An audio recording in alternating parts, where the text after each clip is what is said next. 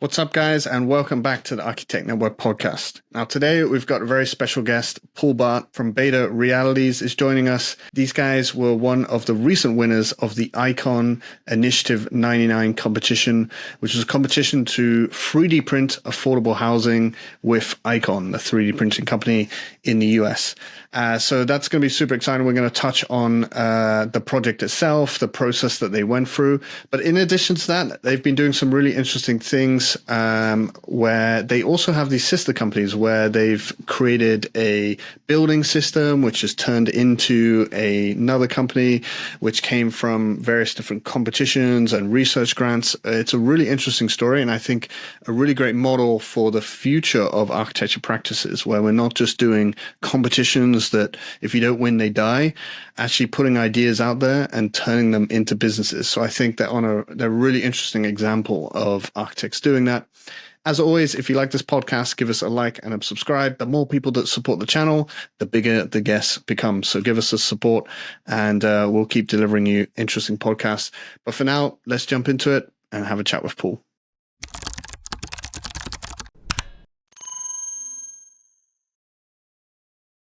All right, Paul, we're live. Welcome to the podcast, and thank you so much for coming. Hey Ollie, great to be here. Thanks for having me today. Yeah, I think it was perfect timing to get you guys on. Obviously, with we can talk about the big news of the Icon competition, which we'll jump into. But I've given you a little bit of introduction, but I always give like a little bullet point introduction here in front of you for the audience to know you a little bit better. So Paul, we know each other actually. You're a fellow Bigster. We actually worked in the New York office together.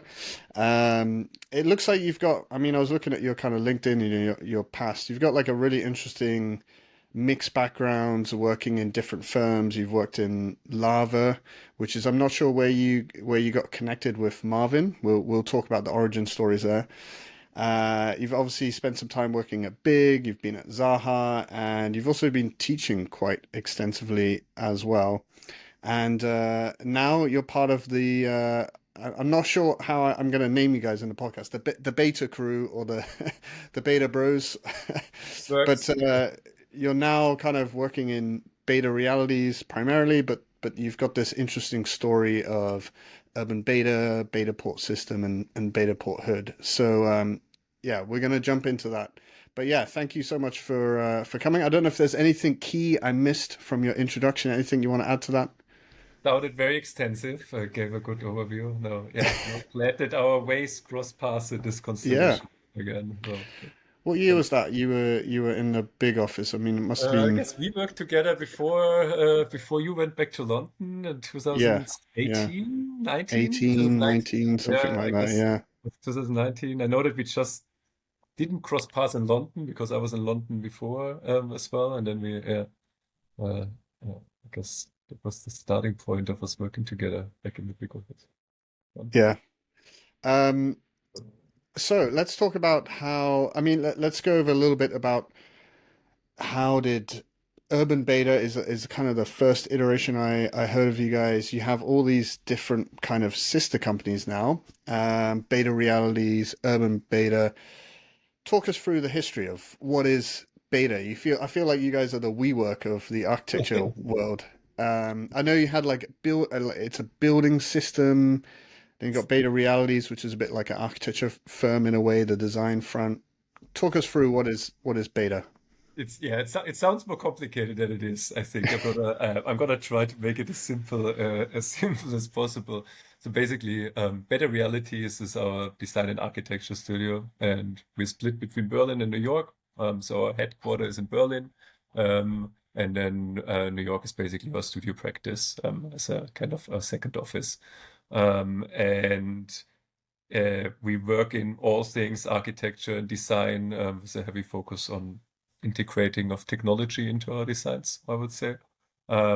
And additionally to Beta Realities, I co-founded with my partner Marvin Pratke, who's based in Berlin. I'm in New York.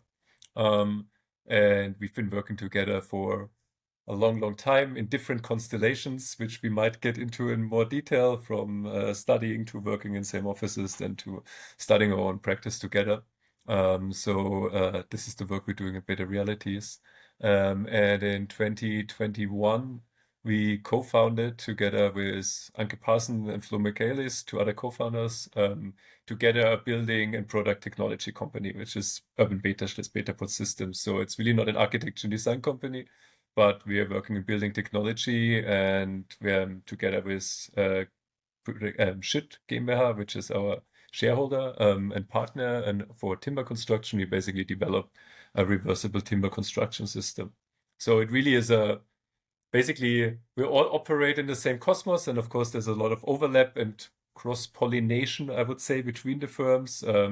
But it's we basically have a design studio and an architecture studio, Beta Realities, and then we have our product company, which operates very different in terms of there's external shareholders, there's the workflow is different. It's not a design studio, but it's a product company, basically. And that's the cosmos in a nutshell. Yeah, that's super interesting. I mean, I've always really enjoyed this this mix of having an architecture office and maybe a product as well, which in our case is maybe like a building system or something. Obviously, it kind of plays into a little bit of what I'm doing now at Facet. Actually, we're like designing, but we also have a building system. Yeah. I think that's super interesting. Um, I don't know if maybe we touch on like just because you mentioned that Urban Beta, like your product side, the building system side, is sort of a different business, and you have shareholders and things like that. Maybe talk about the business side of getting started with a startup as a architect, because we don't Yeah. get so many of them. Like, um, Yeah. did either of them go through like the whole typical tech seed funding and Series A and Series B and all this kind of stuff? Was that stuff you guys pursued to get started? It was a very, I would say it was a fluid process, and kind of like my explanation of our practice. I mean, I come from an architecture background, obviously. So the birthstone of the product was a very traditional architectural background in the end of the day. We were working on a project, actually. So we worked on a proposal for a timber hybrid terminal extension in Austria. And part of the project was basically developing a very flexible building that can change over the course of time, where we could extend on additional terminal areas. Part of the departure areas will become arrival areas. So kind of integrated into the brief of the project was a high level or degree of flexibility or reversibility in a way. So this was like before COVID, and we were developing this project for the terminal in Austria, in Innsbruck. And then COVID happened, and all air travel just got canceled. All airport extensions got canceled. The project got canceled, and we kind of had this. What was for us, we were very happy with the project proposal, but we were most excited about the system that we developed for the project in the end. So we kind of were there with the half-finished project, I would say, the half-finished system. So like, this should not be shelved. There's so many ideas that we shelve, and there's so many, I don't know, competitions that don't get continued, so many things that land on the kind of the shelf of to be reused later. And in this case, we're like, well, we kind of Exactly. developed something that is more a product than a building either way. And then we pitched it. There's a festival in Berlin that's called the Green Tech Festival. It's like the largest sustainability technology festival in Germany. And we just pitched it originally if we can exhibit it. So we were thinking maybe we can like make a little mock-up, or we can do a proof of concept, and just having a platform of maybe finding people that are interested in it. And then it's normally like big companies that exhibit there, like larger car manufacturers, etc. So we just pitched to get maybe a small stand, and then actually we're kind of running into an open door, and the organizer of the Green Tech Festival basically offered us, well, if you can actually build it and not just make a stand or a prototype, but Oh build a wow. house with it, then we give you the stand for free. And then we were kind of in a position where like, well, now we've got 3 months and we have these renderings and the idea, and now we kind of have to make it happen in a way. So we just said yes, even though we had absolutely no plan how we're gonna make it happen back then. And we just said, yeah, sure, we can do it. And then we kind of we rolled out a big ringing at every doorbell of potential partners. So manufacturing partners, planning partners, construction partners, and actually found a lot of people, our structural engineers, structure, then Morian, who partnered with us to kind of do the digital tool and part of it, and Schütt, who is our partner in the fabrication. They were a lot of people that really were open to partnering up because they believed in the product. So we got a lot of help in this first prototype building, basically from a network of partners. And then we built a first proof of concept, I would say. It was like no climate hull, no, it was really just a skeleton construction, basically. But it had a lot of ideas already that we were interested in like reversible construction, ideas that everybody can build it. Like you don't need highly skilled labor, but basically you can train people to build their own building, kind of making the whole process of construction understandable. Yeah, and then we built our first prototype. And of course, that once you have something standing there, it was a single height building, you have all of a sudden, it gives you a lot of credibility of then developing Yeah. further from it. And then, yeah, in parallel, it was two things in parallel. This happened.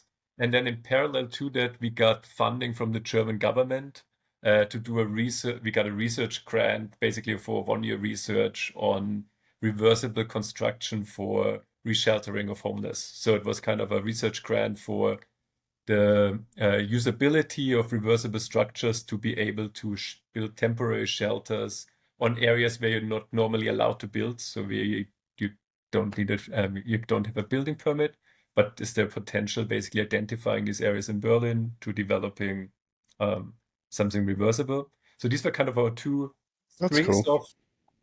springs of research and funding that came together. Yeah. And then that, yeah, got the stone rolling.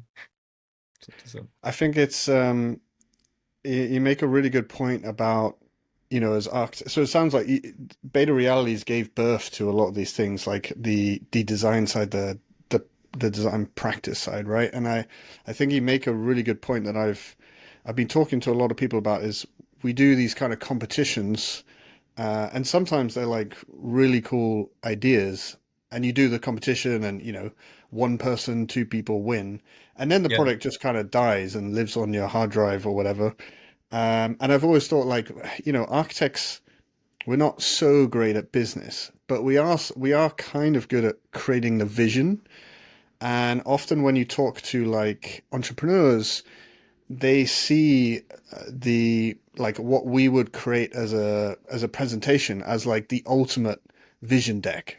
And if that's particularly like real estate driven, like a bit, modular building system, a constructible, deconstructible building system, obviously that could have massive impact. So there's something really interesting about your story of, rather than doing competitions, or can you turn the competition into a business? Can you turn your idea into a business? yeah, Um, and I think that's what's I've been really interested about what you guys have been doing. Do you think it's a feasible model, having done it? Because it's kind of like giving birth to these little eggs, but you need to like make sure they got food and keep them alive and stuff, right? yeah. It's of course. I mean, not every project can turn into an everlasting product, but I guess like similar to you, I have a background of doing this a year-long competition, and there's so many great ideas of things that could have been, but that didn't happen. And the reason that they didn't happen was not that the idea wasn't great, but the reason was just there's so many things that come into what realizes a project in the end of the day. It's not necessarily always just the quality of the architectural proposal or of the design idea. So I think not every project has the potential to turn into something like a product, but maybe the other way around. I think in our design practice, we're like interested in the topic of productization in general, like being able to build up knowledge that survives longer than just in this one use case of one project. And if this is a product in every case, or if it's just a certain building flexibility in a building that ideas can work in different ways or can be repurposed in different ways. Yeah. Yeah. I think it's also another one example that we've talked about a lot on the podcast is Chris Precht. And, he was also kind of experimenting with this kind of approach where he put out the Burt cabin, right? And put the idea out there and then found some funding or some partners exactly like you did. So I think there's a real interesting kind of new model of an architecture practice, which is also maybe financially more rewarding. Of course, you got to balance that projects in, cash flow in, and businesses. But I think that's a really interesting part of how you guys have kind of grown from with all these different urban aspects. Yeah, we were very surprised, to be honest, because we're so used to the classical, how does an architecture project work? A client comes to you, he has a brief, he gives you the brief, and you execute it in a way. And then Exactly. I think we kind of tried to, well, maybe what if the idea, what if the brief comes from us already? Like we work a lot in also project phase 0, where we're trying to work with clients that maybe don't have a brief yet, but that have a rough idea of what they want, or Yeah. that maybe are a startup or a company themselves that goes in a direction where they will need an architectural service or a design service, but are not at the state yet where they are a classical developer that has a full brief or understanding of what they need. So both Yeah. developing this together, or in the case of Betterport, where we just made up our own brief and then basically looked who's interested and found Yeah. much more people that were interested in what we expected from them. I think that it's a really nice model, and I really like what you guys are doing with that. Maybe touch on a little bit like how do you guys work? Because you're also a little bit spread around the world. I know you've got you're in New York right now. You're talking from New York. You've got the crew in Berlin. I don't know if you have any other locations, but how do you work? Are you like an online firm, or do you meet up every now and again, or how does that work? We're getting more and more physical again, I would say. I mean, I would say, we've been working together, like even as I said before, Marvin, my co-founder, and me, we've been working together in different constellations, like since student days, and always lived in different places. And so it's been a long plan of the founding of our company, basically, that was born in Yeah, remoteness, you're and then we you're really already quite nomadic in a way. we've always been nomadic, and then COVID happened, and then so when we started our company, it was during COVID, so everybody was remote. Even if you were 100 meters away from each other, you still were via the screen. So I think we were very used to this way of working, but we're also noticing now that it's like we have a larger office in Berlin, and then we're starting to be more physical again, basically, of having like the majority of our team is based in Berlin at the moment, like the big part of it, and then we are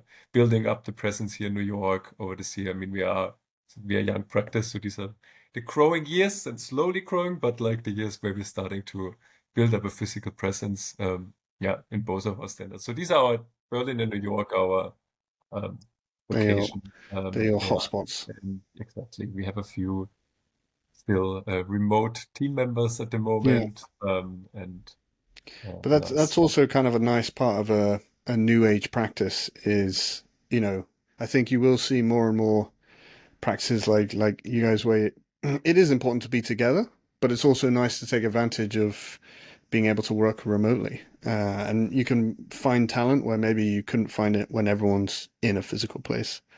So I think that's another quite interesting thing with you guys and a little indicator maybe to the future of yeah. practices. Another thing, I think we're working a lot in collaborations. I think that's also something that is very unique to our generation, maybe, of practices. This Yeah. less personality cult driven in a way, but much more openness to You having, I don't mean know, a network of with friends. other firms and stuff? Yeah, like I Yeah. think we had a lot of really positive experiences also in our early years of working with, collaborating with other firms, and it just gives a lot of flexibility. Like we're more flexible to scale, we're more flexible to take on bigger or more projects by depending on which project it is, maybe partnering up with someone else. And I think, and I notice a trend, like in our generation, that more people are um, I don't know, working networked, working distributed, working together with friendly Yeah, offices that are all kind of in the same, that share the same I th experience. I think that's definitely true. You see way more, people collaborating with one another. Maybe that comes from that kind of online collaboration feel, but I think you do also make a great point on like it's less ego uh what did you say, driven, Yeah, which I do think is true. On one hand, I see more. I see there's kind of two emerging firms. One a bit like what you guys are doing, where the practice and the things are not necessarily named after one person, which I do like because it has the advantage it can become bigger than one person. On the other hand, you see the more influencer approach where people build up a social, media profile, but then they launch Studio so and so. I see a lot of Studio Paul, Studio Oliver Thomas, or something like that. So it yeah, yeah. it seems to be going in Yeah. kind of two different directions. Yeah. I mean, it's also, I guess, like identification is always a big part, like you can have a personality and represent a company but still be, I think what I also meant with the personality cult is that people are more willing to collaborate. Maybe that's really just it. Like having a collaboration doesn't mean that you have less credit for the work that you're doing, but it just means that you kind of know the benefits of cross-pollination and inspiration and bringing people with different expertise together. I think that, um, yeah, Yeah. No, I agree. And talking about collaborations, well, let's talk about the big news from you guys, which is let's talk about the Icon Initiative competition, which I was very happy to see you guys win, but also sad because I also took part in it and didn't. But I really liked your proposal because I think it touched on a lot of the things we were interested in our own proposal, in the idea of like a system rather than a single fixed proposal. And I think the way you guys executed it as well was amazing. So first of all, huge congrats, thank and you. talk us through the process of taking part in that. I mean, for the audience that don't know about the competition, I'll just quickly explain that Icon is a 3D printing company in the US, in Texas. They are essentially cowboys 3D printing with these incredible printers, and they launched a competition called uh, Initiative 99, wasn't it? Yes. And the competition was essentially a brief to create affordable housing. And actually, to touch on the brief, it was quite an interesting brief in that, like, it was very constrained. You had to print for a certain price per square foot. The each house had to essentially cost 99,000 dollars, so just under 100K. And you had to deconstruct the price per square foot to work that out, and there were print constraints and all this kind of stuff. So it was quite a constrained brief. Um, Whereas if you're a good designer, that's a good thing. If people wanted to go crazy, it was not such a good thing. But yeah, talk us about how you guys decided to come take part in that competition and the process. And obviously, you've just been given the news, what, a few weeks ago at SWSX. I always get the South by pronunciation wrong. Southwest, yeah. And Yeah, South by Southwest. um, Yeah, yeah. Yeah, I thought I mean, it's exciting news for us, of course. We're like extremely excited and also being able to develop our ideas further in the coming months. So we took part in the competition, and also I think it was summer exactly a year ago. Like it was like summer last year that it was announced. And right. we quite, I would say we carefully evaluate a competition because a competition is a risk. I know like the chances of winning in a Yeah, competition, and as I said before, there's so many factors that play into it. There's so many people that take part in it. But there were a few things where we felt like it's a very exciting fit for the topics that we're interested in. I mean, on the one hand, the topic of affordable housing. As I mentioned before, our Betterport work was actually like or funded rooted in research for affordable housing.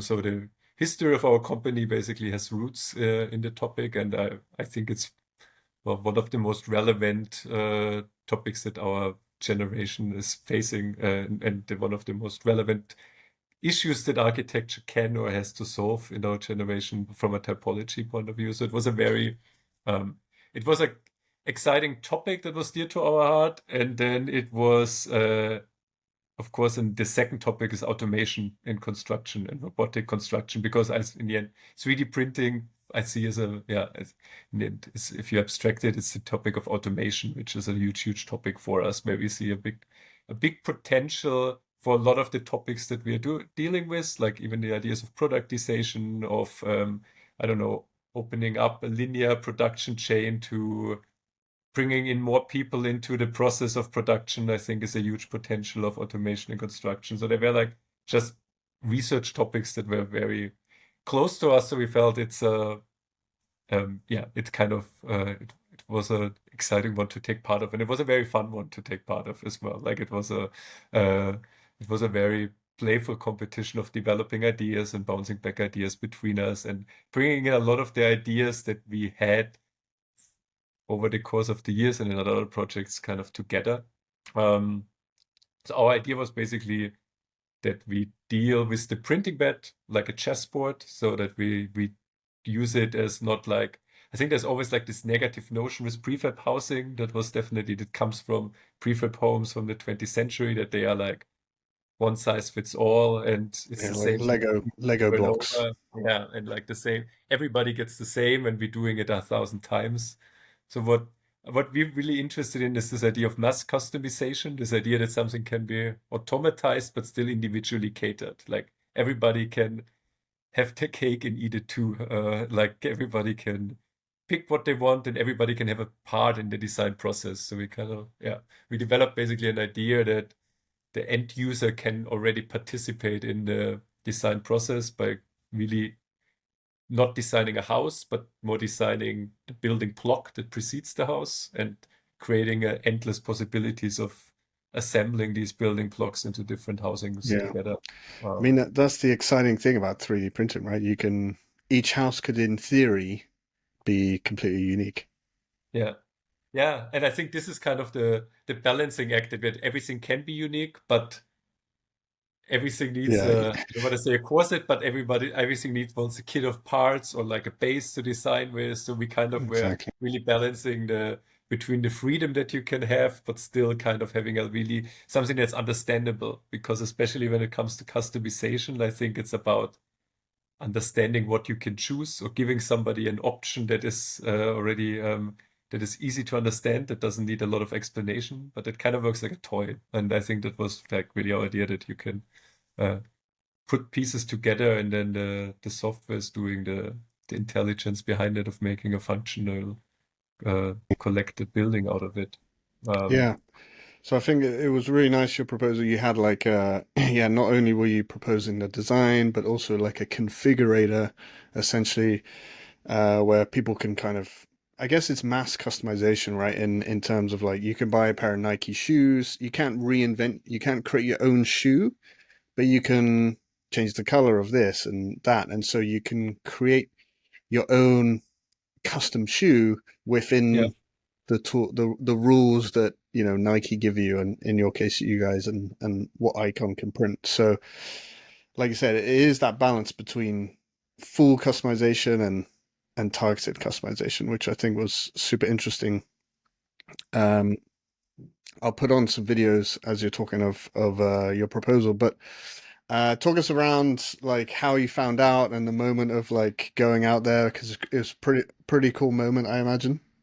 Yeah, I mean, obviously, as I said, when we took part in it, we knew that this is a competition that attracts a lot of people all around the world. There's not that many competitions of that prestige and of that openness as well. Like I think having an open worldwide competition of something being realized is, of course, so we knew that many people would be interested in it, and there was quite a gap. I can't remember how long exactly, but from submitting till having the result was definitely a couple of months or so. Yeah, that's right. You submitted in in December. December, was it? It was in December, and then I think it was late February or something like that Yeah. we received the results. So there was a time when you started to look online if you see anything else, and we yeah didn't know what comes out of it. And then we went to South by Southwest, the tech festival, the creative media festival in Austin, in Texas, in March. That's when Icon released a lot of the new developments like that they're doing from new printing technology and then an online digital platform for ordering your house, basically where our house will be available on, which we're very excited about. Right, the Uh, Codex. Codex platform, yeah. And no, it was a great spectacle. I think it was also a spectacle of a new wind and ambition in the architecture industry that has more, I guess, the spirit of a tech and product company where you can see there's a strong drive. There's a very Yeah, I think thinking you're a right. big Like paradigm shifts. Yeah. it's definitely nice to see a company that's got that kind of feel. Like the WeWork is a bad example, but it's like this tech company that's gaining momentum. I mean, the way they present it is very Apple-esque, releasing these new things. Um, so yeah, it's a very interesting company. It's worth, I think, £1 billion already. Oh, it's dollars, which is pretty impressive. Yeah, I don't Um, have a number, but yeah, the definitely, I mean, also from our own experience, I know what it's like for like investment in construction. Usually, like there's a reason why the architecture and construction industry usually doesn't work with investors because it's not a scalable business. It's not like product or software that you can scale it, except a few. Yeah, there is some ways of, but I think this is the exciting part of like all of, there's a developments w- of scalable solutions for yeah. architecture. Well, until recently, like the VC world has been heavily investing in the AEC space, mostly revolving around the software side, like Yeah, reinventing BIM, AI, I guess Viz side. In the hard side is a bit more housing orientated, and I think there's something kind of interesting that you and I were once working at Big. Now you're working in an architecture practice, but you've also got this arm of a building system. I'm now working at Facet, which is revolving around, automating building systems. And there's, a list of other people doing similar things, right? And so I do see a shift in this startup housing world, which is quite exciting. Obviously, we're both products of that. Um, and yeah, I think it is quite interesting to see Icon have just, sort of exploded in the last few years, right? yeah, it's a very short. I mean, if you think about it, you can see how much happens in a few years, and you can kind of also see where the journey is going. Like, I mean, I guess we remember the times of the first printers. I guess when we both were at university, kind of these days, that it was very rudimentary and very um, shaky in the first Yeah, but in model scale. And then I remember the time when something big, large scale came out for the first time. But again, it was like far from being product ready. And now it's then there were a lot of times where these claims, this is the first 3D printed building. There were a lot of the first, but yeah. now It had like a 3D printed one 3D printed wall, and then the rest was like timber. But uh, a lot of these guys. And now it's not that long of a time, right? I mean, this was I don't know, in the last 10 years, and you can, and then 5 years ago when it was printed, it's very, very quick, and the detail yeah, in gets more. fact, I mean, I remember they came into the office maybe 2018, 2019, and presented, and I thought it was super cool. I was not fully convinced at the time. I was like, this looks really cool. Um, I think it's got potential, but I was like, you can't print the floor, you can't print the roof. It was literally just walls. So you're only innovating reprinting concrete walls, which is not a big innovation. Like it's not a big game changer in a way. Yeah, no, I thought what was interesting about Icon is yeah, they did immediately start building houses and affordable houses and yeah, I mean I get like it was a wall with a traditional roof and stuff like that, which is fine, but you can already see, the technology has developed so quickly in a few years. I wasn't expecting to see them building houses like that quickly, and I think that's the really exciting thing. Now you see them with their new printer can print roofs and these other kind of things. So, um, I mean, there's a few points we'll touch on, but what's your thought on 3D printing at the moment? I mean, I know you guys have experimented with timber elements and components, right? How do you feel 3D printing sits in this It's future a of very, yeah. building? It's a very different, I mean, it's a very different technology, obviously, that we're looking at. It has very different pros and cons and very different use cases, I would say, of like permanence versus our timber construction is very much rooted in the idea of circularity, of reversibility. But I think the common ground is the idea of automation and the benefits that automation can bring, both from a planning flexibility, from this ableness of bringing in people, as we touched upon before, like early in the design process of like kind of opening up the design process to different stakeholders.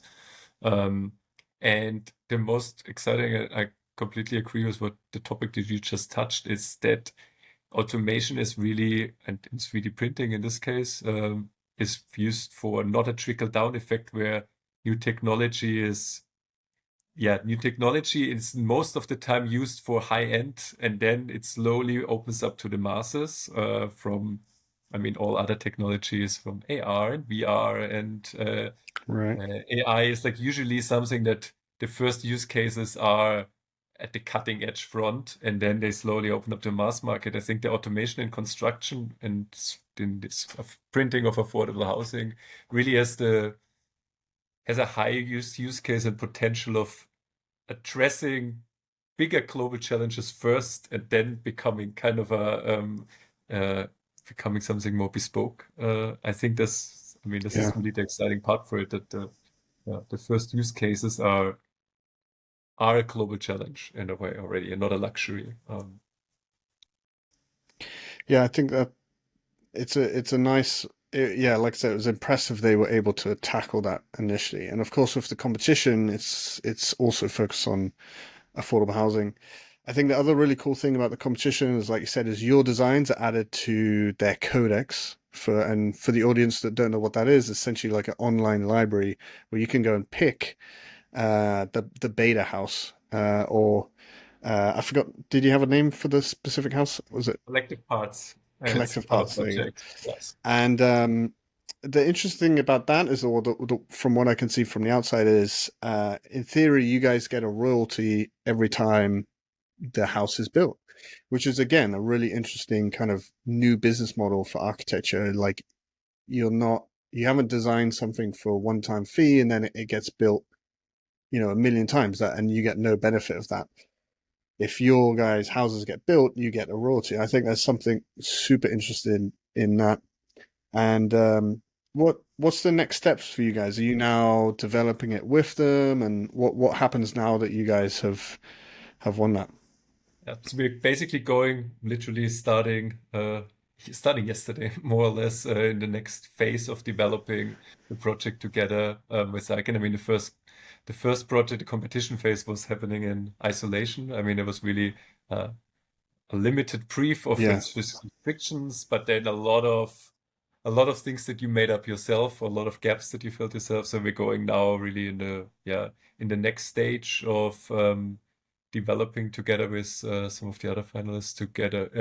Developing the project together with Icon, making it print ready, going into detailed design, basically making it yeah fully ready to be available on the platform. And then there's a few planned first construction projects already from Icon. So we hope that we'll see one that's amazing. realized. So we might see it in real life soon. I'm Soonish, I guess. all hoping so. No, there's an ambitious timeline definitely for the first build ones. So we'll uh, hopefully That's have more news to share in the near future. what's Yeah, next. that's really exciting. I'm very jealous, but I'm very happy for you guys. It's super cool. Mm, Um, fun. maybe we'll wrap up with like a few of our questions that we usually ask people. Like, is there anything else that you guys are working on the horizon you can share? If there's anything, any new products we should look out from Beta Realities and that kind of thing. Yeah, we've been growing over the last year, and we have a lot of things happening in parallel. We have a few fun project updates that we will be able to share in the coming weeks and months, hopefully, from all fronts of our end. Um, we are having an interior for hotel under construction in Shanghai at the moment, actually, that hopefully we'll be Very able to cool. share some pictures with. In the near future, we are having three ongoing projects that we're developing together with the Betaport system in Germany, from a mobility hub to a office building. We are having some mixed use development in China. There's a few things all over the world, and Yeah. I hope there's gonna be one after the other. It'll be Actually, visible online. actually, And maybe one thing to touch on, since you got a lot of this going on, is like maybe talk about the technology you guys are utilizing in the practice in terms of like you know, on some hand it's a dumb question because we like to speak to people in practice to illustrate to maybe young architects like what are the tools and technologies you're using. I'm guessing like the classic Rhino, Grasshopper, all this kind of stuff. But I did see you guys made this configurator, and it looks like, you know, I assume that might be Unreal or something. Is the game engine world like playing a big role in Beta Realities and this kind of stuff? yeah, I think in general, new software, new technology is playing a big role in everything we do. Maybe to touch on another thing that you was, since this ties in with this, we're doing a lot with academia, like we're teaching a lot, Right. and uh, we've been teaching at the Bartlett, and then Marvin and me are teaching each summer the AA visiting school at Pratt Institute here in New York. So we're having a series of different, or had a series of different teaching commitments over the years, and usually a lot of the, I would say, experimental things we first do in university, and then they kind Right. of find their way into our practice. Like even the idea of modular kit of parts kind of was something that was born at our academia, and then we integrated it into our practice. The configurator was something that we did in academia. And then we developed together with Morian in Berlin our configurator software in Unreal for the Betaport. And other technology we've been teaching, working in AR. We've been using AI workflows for image generation at university, but now kind of doing them in our practice. Like we've been working a Yeah. lot with doing mood boards. And so I think often the workflow for us to do new software technology things is kind of having a test run in academia, or like developing ideas in academia and then kind of seeing ways how we can implement them. Yes, explore in academia and refine in Yeah. practice in a way. Just it is a an interesting model. Um, cool. Yeah, no, I've been following what you guys have been doing for a while, so it's really great to have you guys on. Maybe I'll finish on our kind of last question we always ask people is 2024, a lot going on. We've got AI, game engines, you know, 3D printing, all this kind of stuff. What apart from the icon competition and everything, is there any kind of tech or things that you guys are particularly excited about on the horizon? Whether it's like AI or, you know, maybe something in the game engine world. What are you Yeah. excited about on the horizon? Um, we've been definitely, I mean, game engine and gamification is something that we've been always been looking at. And I think what we really are super interested in is the way of collaborative design, I guess, like of multiple people having ownership of a design, or what is ownership of a design if more people, if you open up the design process in a way.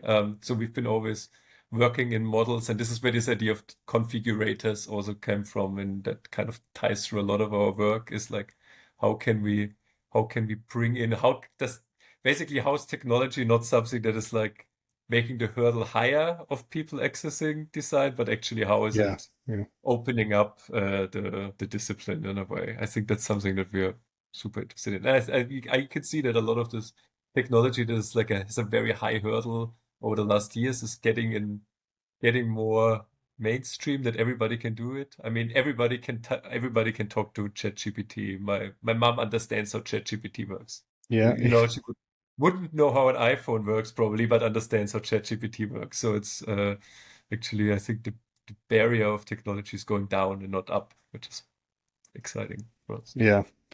No, I like that. The configurator thing is I'm a super configurator nerd as well. So I think it's exciting time, and like you say, AI as well is making it so accessible. It's exciting, and I think that was a really interesting part of your proposal. Um, so yeah. Finally, where can people find you? Where can on Instagram you've got Beta Realities, right? If people want to reach out on LinkedIn. Where's the best place for people to contact you and follow your guys' work?